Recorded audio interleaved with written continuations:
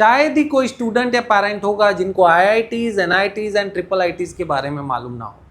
अब सबको पता है इस रेस में सब लोग लग जाते हैं। जेई का एग्जाम का कंपटीशन आपको पता ही है। 11-12 में हम लोग साइंस लेते हैं, जेई का प्रिपरेशन करते हैं। अब जेई में दो वैरायटी, भाई मेंस अलग देना है, एडवांस अलग देना है। और आईआईटी, ट्रिपल आईटी या फिर एनआईटीज, इनमें बीटेक के अलावा और कोई कोर्स है ये हमें पता ही नहीं होता है। तो दोस्तों यहाँ पे आईआईटी की तो मैं बात नहीं करूँगा, बट अगर आपको एनआईटीज और ट्रिपल आईटीज में जाना है, बीटेक का रास्ता आपने नहीं चुना है, तो ये जो गेटवे है ना नीम सीईटी का, ये सीधा आपको एनआईटीज और ट्रिपल आईटीज तक ले जाता है।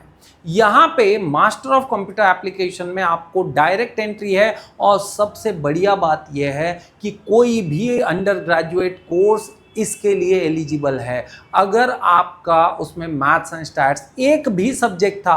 और ये नहीं है कि वो सब्जेक्ट डिस्क्रीट मैथ्स हो सकता है, प्रोबेबिलिटी हो सकता है, स्टैटिस्टिक्स हो सकता है, कोई भी हो सकता है, और सीधी आप एनआईटीज और ट्रिपल आईटीज की मंजिल को छू सकते हो। अगर आप बीएससी कंप्यूटर साइंस कर रहे हो, कोई भी बीएससी कर रहे हो, बीसीए कर रहे हो, मैथ्स एंड स्टैट्स अगर आपका है, तो आप बिंदास इस कोर्स में जा सकते हो। और दोस्तों एनआईटीज और ट्रिपल आईटीज का टैग यहाँ पे इम्पॉर्टेंट हो जाता है, क्योंकि आपका लगभग प्लेसमेंट बीटेक के बराबर ही होता है। तो दोस्तों एग्जैक्टली अगर आप ये प्लान अभी करते हो, तो नीम सीईटी एग्जाम क्या है, इसकी एलिजिबिलिटी क्या है, इसका सिलेबस क्या है, ये समझना भी उतना ही जरूरी है।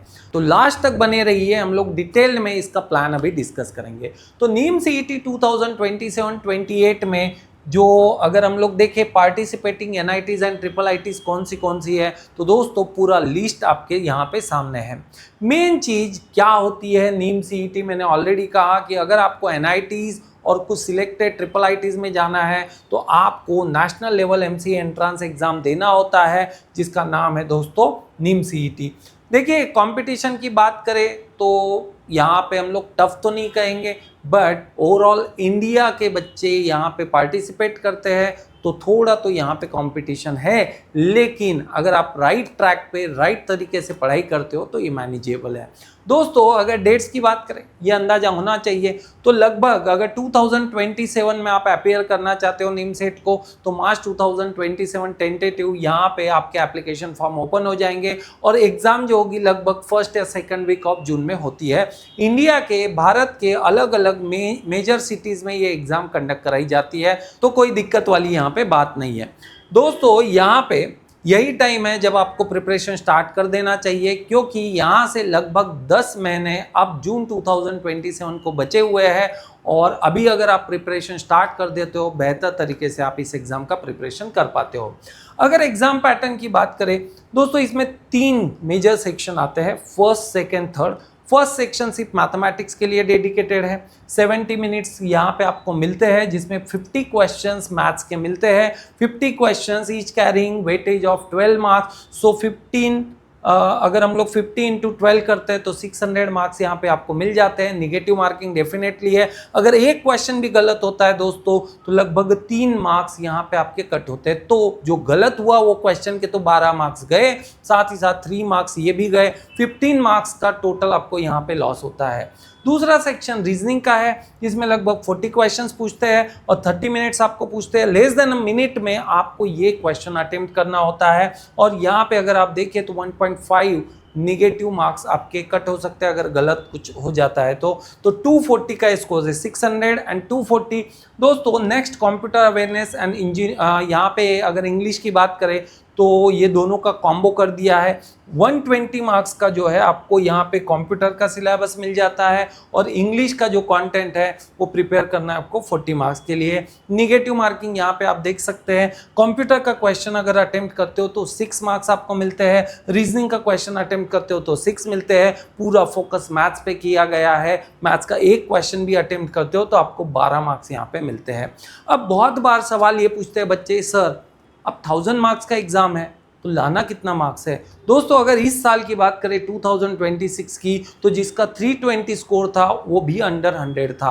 तो आप इस पर से समझ जाइए कि लगभग अगर आप 400-500 का स्कोर यहाँ पे कर लेते हो आउट ऑफ 1000, तो भी ये आराम से मैनेजेबल है और आपका एनआईटी ट्रिपल आईटी का सीट पक्का हो जाता है। अगर हम लोग नंबर ऑफ सीट्स की बात करें तो ये पूरा का पूरा चार्ट आपको डिटेल में बता रहा है कौन से NITs एंड ट्रिपल IITs में कौन सी कैटेगरी के अंदर में कितने सीट्स अवेलेबल है। तो लगभग अगर पूरे इंडिया की बात करें 1300 सीट्स यहाँ पे इन टोटल अवेलेबल है। रही बात दोस्तों, यहाँ पे ये समझना जरूरी है कि अगर ये एग्जाम अपने को देना है, इस एग्जाम में आगे बढ़ना है, तो सबसे मेन है कि अपने स्ट्रेंथ एंड वीकनेस को अभी आइडेंटिफाई कर लीजिए। मैथ्स आपका लेवल क्या है स्टेज पे मैटर नहीं करेगा। फाउंडेशन अभी से आप स्टार्ट कर सकते हो। क्या आपका तरीका है कि मगअप करने से ही आप कुछ चीज़ों में आगे बढ़ सकते हो क्या? मैथ्स आपका बचपन से इंटरेस्ट रहा है क्या, या NIT आपको टारगेट रखना है? देखिए बहुत सी चीज़ें हैं जो आपके दिमाग में आपको फाइनलाइज करनी होगी। अपने स्ट्रेंथ्स पे और वीकनेस पे दोनों पे काम करके उस हिसाब से पॉजिटिवली आगे बढ़ना होगा। तो आपको रियलिस्टिक गोल डिसाइड करना है। ऐसा नहीं कि नहीं मैं करके बताऊंगा, ये बात अलग होती है, बट जब तक आप इसको रियलिस्टिक गोल में कन्वर्ट नहीं करते तब तक काम नहीं होगा और धीरे धीरे इसमें इंप्रूवमेंट जरूरी है। मैथ्स के सिलेबस की अगर बात करते हैं तो मैथ्स में देखिए major topics set theory and logic है, प्रोबेबिलिटी एंड स्टैट्स है, अलजेब्रा है, coordinate geometry, calculus and trigo. सबसे इंपॉर्टेंट यहाँ पे देखो अलजेब्रा। बच्चों को लगता है बस 6 टॉपिक्स करने हैं, भाई अलजेब्रा के अंदर छोटे छोटे बहुत सारे टॉपिक है, जहाँ पे आपको यहाँ पे क्वाड्रेटिक मिल जाएगा, बाइनोमियल मिल जाएगा, काफ़ी अलग अलग छोटे छोटे टॉपिक्स यहाँ मिल जाती है, मैट्रिसेस मिल जाते हैं, डिटर्मिनेंट्स मिल जाते हैं।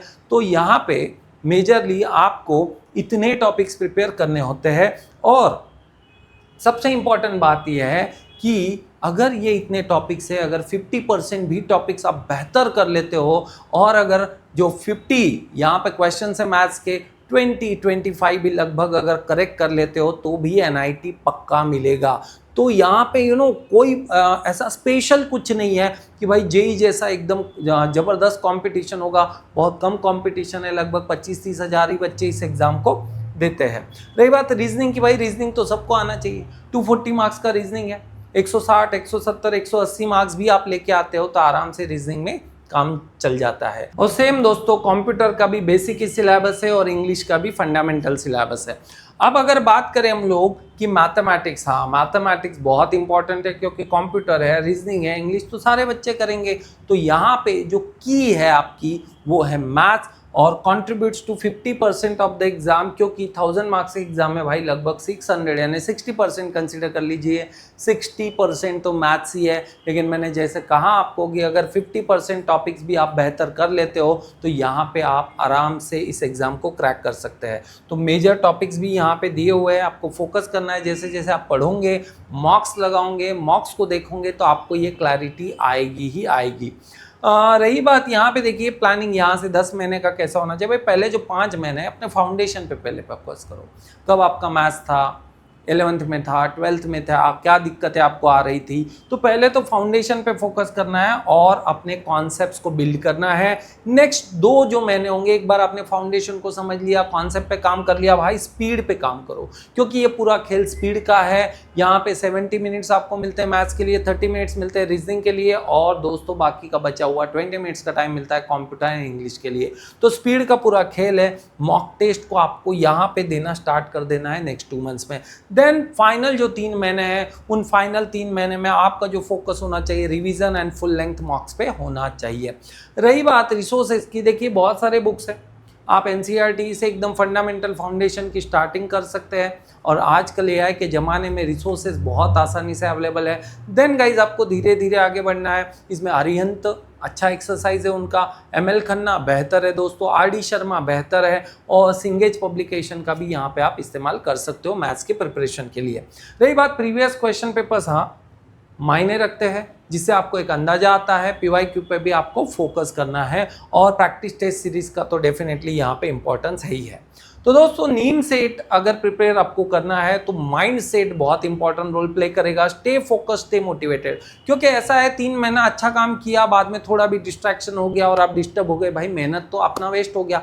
एक गोल लेके चलो कि नीम सेट पे मुझे फोकस करना है। ग्रेजुएशन में फर्स्ट क्लास मिला लिया बहुत होता है दोस्तों, बहुत ज़्यादा वहाँ एफर्ट्स लगाने की जरूरत नहीं है, बट कॉम्पिटिटिव एग्जाम इस नीम सेट जैसी आपको फोकस करना चाहिए। रही बात देखिए believe in your self, you can do it, definitely believe करना बहुत जरूरी है। देन टॉपर का सीक्रेट क्या बोलता है, never give up on mock test. भाई ऐसा नहीं करना है कि मॉक दिया ही नहीं, आज दिया फिर छोड़ दिया, ये नहीं होता है। Mocks plays very important role, they show you where you stand and where you need to improve, ये बहुत जरूरी है। कंसिस्टेंसी बीट इंटेंसिटी, यहाँ पे ध्यान रखो, कंसिस्टेंसी डेली का आदत लगाना है। लगभग 4-5 घंटे का पढ़ाई इसके लिए बहुत हो जाता है। वीकली आप शेड्यूल बना सकते हो, ऐसा नहीं कि लॉन्ग टर्म शेड्यूल बना लो, वीकली भी बना लेंगे तो यहाँ पे आपका काम चल जाता है। रही बात दोस्तों ट्रस्ट द प्रोसेस, भाई जो कर रहे हो भरोसा रखो उस चीज़ पे।